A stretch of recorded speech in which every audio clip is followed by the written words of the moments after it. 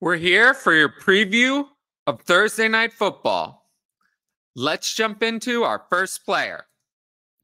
Lamar Jackson. I've got him ranked at quarterback 6. I get the frustration, believe me. He's not delivering.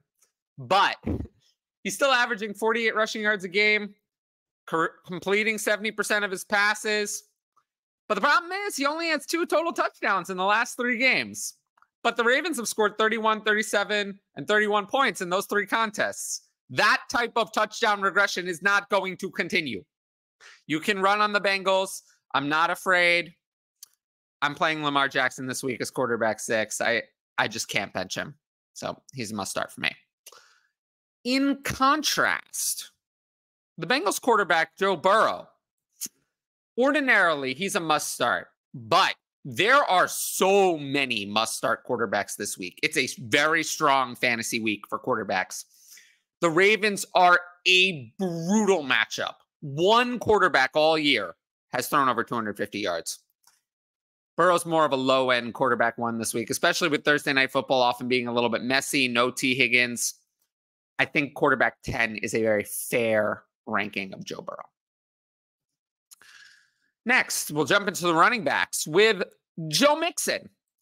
Joe Mixon is such a strange player. If there's any matchup to bench him, it's this one. But we're talking about a player who's played very consistently, 70 to 79% of snaps every single week. It's very consistent. The workload is always there. In fantasy football, we care about volume first, skill second, especially at running back. So, unfortunately, I feel like I'm going to be forced to play Joe Mixon. The Bengals are a good offense. They can score.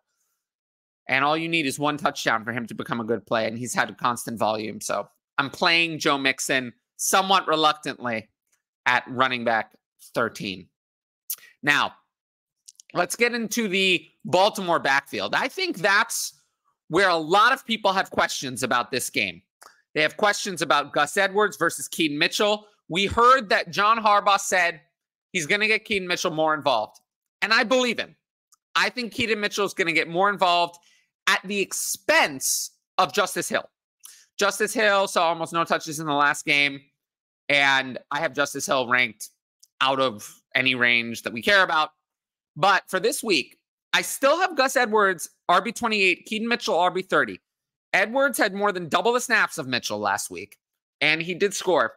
So I think I'm going to stick with Gus Edwards barely. Keaton Mitchell's explosiveness is very tempting if you need the spark.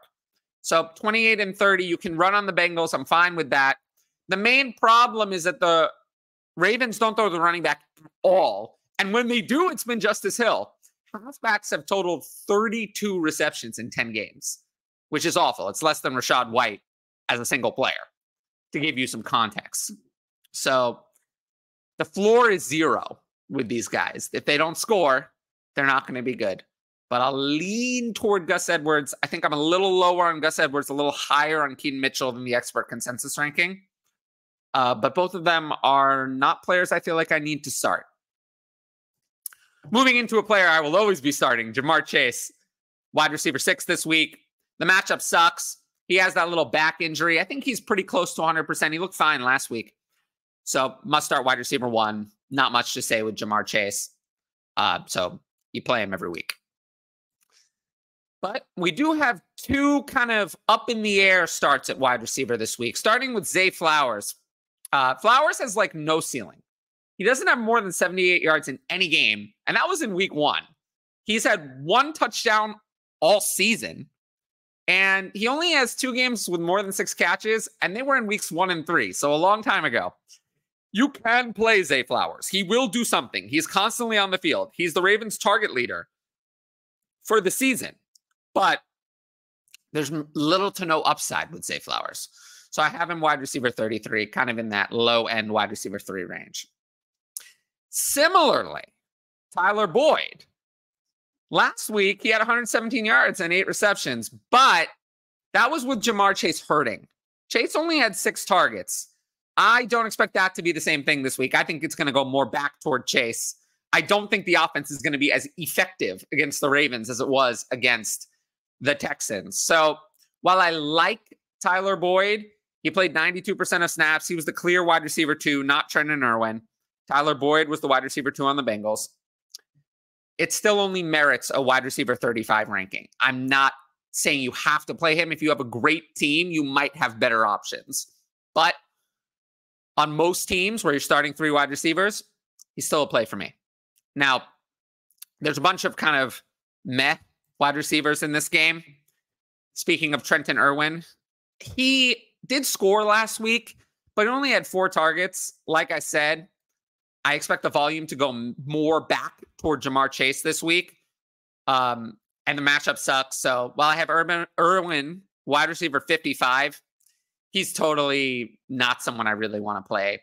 But he does have a chance to score a touchdown. He had a touchdown last week. He dropped another one. So you could have had a 2-touchdown game. So if there are worse dart throws than Trenton Irwin this week, you know he'll get the snaps because T. Higgins is out. Andre Yoshivasha is also out. And Charlie Jones is still hurt with a thumb. So they have no choice but to play Trenton Irwin. So he's a dart throw. I actually prefer Trenton Irwin as a dart throw to these 2, Rashod Bateman and Odell Beckham. I have a wide receiver 57 and wide receiver 60. Totally off my radar.